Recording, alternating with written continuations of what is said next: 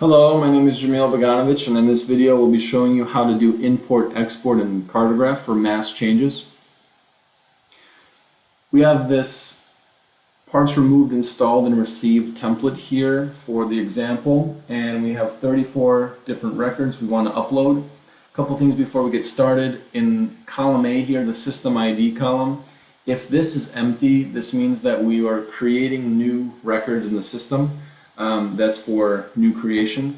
If we want to do mass edits, we would simply export the records we want to edit and make changes on, and those will be associated with the system ID already, which means that any changes we make to these associated fields here on, to the right of that field, the system ID, they will then be overwritten into the database. So that is how we can make mass edits at the same time. In this case, because we have 34 records with a blank system ID, this means we're going to be creating 34 new records. So once we are satisfied with all the content in this file, we'll simply do a quick check to make sure that our data is contained within the matrix here between column A and column H, and then all the way down to row 35.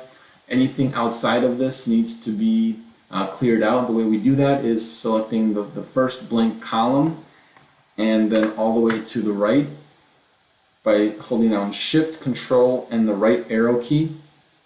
And then we click on the right click on one of the columns, click Delete. Same thing here, the first blank row, Shift, Control, and down. We'll select all of the rows. We'll do a right click on one of the rows and delete. That makes sure that we contain all of the data within this matrix here. Make sure that our import template is correct. Once we have that, we'll click on Save. We will X out of this CSV file, and once we have our Cartegraph login entered, we will click on the admin panel on the top right. It takes us to this administration page. We'll click on the Import Export, Format Editor, click on the work, expand the tasks here, click on parts removed or installed or received, and the format's going to be this meet parts removed, installed, and received. We'll simply leave everything as is in the properties in the field. Click on the import. This pre-populates for you.